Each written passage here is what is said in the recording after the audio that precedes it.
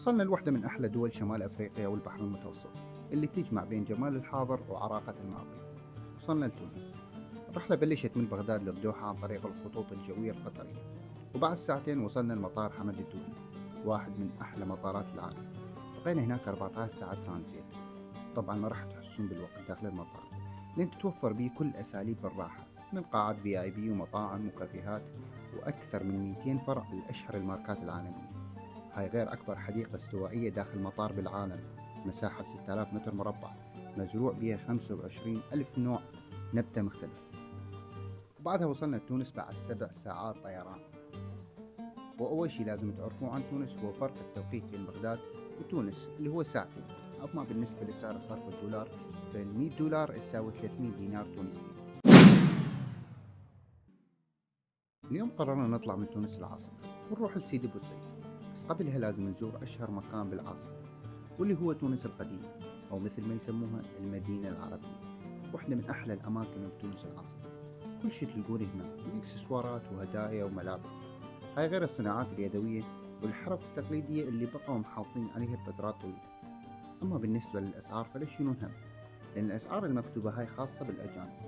أما إحنا العرب فيكون لنا تخفيض أكثر من 70%، وإذا تحبون تقدرون تفاصلون تاخذون الشغلة بالسعر اللي يناسبكم.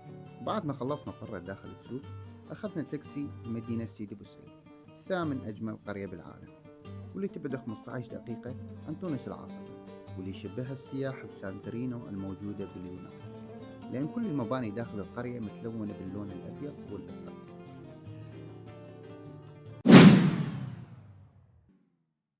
اليوم راح نستكشف قرية سيدي بوسعيد، وأول شي لازم نجربه هو البامبلوني التونسي، أشهر أكلة شعبية موجودة بسيدي بوسعيد. باختصار هي عجينة مقلاية بالدهن ومرشوش عليها شكر أو عسل.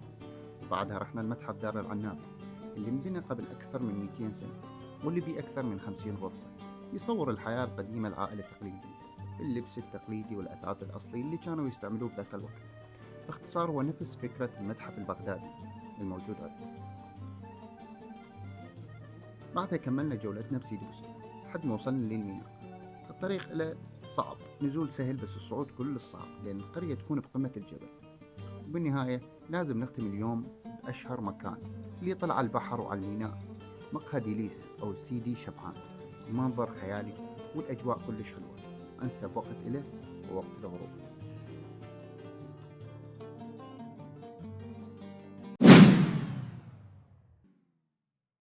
باليوم الرابع رحنا لمدينة قرطاج اللي تبعد 15 دقيقة عن سيدي بوسعيد، واللي تأسست قبل أكثر من 2500 سنة. كانت بذاك الوقت مركز للتجارة بالحضارات السابقة. وأول وأهم موقع بالمدينة هو حمامات أنطونيوس. سعر تذكرة الدخول كان 12 دينار تونسي، يشمل الدخول ل8 مواقع أثرية داخل المدينة. وتعتبر حمامات أنطونيوس أكبر مجموعة للحمامات بقارة أفريقيا، وواحدة من 3 أكبر حمامات بالإمبراطورية الرومانية. وتتقسم الحمامات القسمية للرجال وللنساء، وبالتحديد الغرف حارة وباردة ودافئة. سابقا كانت أكثر من طابق، بس اليوم بقى آثار للطابق الأول بس. وبعدها رحنا للموقع الثاني واللي هو تل بريس، اللي كان يعتبر قلب المدينة القديمة. وهاي الآثار هي بقايا للورش اللي بنوها القرطاجيين حتى يجهزون الجيش، اللي تحولت بمرور الوقت المنازل. وبعد ما خلصنا الجولة داخل آثار قرطاج، رحنا لمنطقة حلق الوادي اللي بيها أشهر المطاعم الشعبية اللي تقدم الأكلات البحرية بأنواعها. وهاي كانت وجبتنا بعد يوم متعب وطويل. باليوم الخامس قررنا نروح لمدينة سوسة، فأخذنا تاكسي لتونس العاصمة، ومن هناك لمحطة قطار تونس. سعر التذكرة كان 12 دينار تونسي. وأول مشكلة واجهتنا إن القطار تأخر بالوصول ساعة ونص عن الموعد. بعدها وصلنا لمنطقة القلعة الصغيرة، من هناك ركبنا باص بدينار لسوسة. وصلنا لساحة الميدان اللي بها أهم وأشهر معلم، اللي هو تمثال الحبيب بورقيبة، مؤسس تونس الحديثة وأول رئيس وزراء بعد الاستقلال عن فرنسا سنة 1956.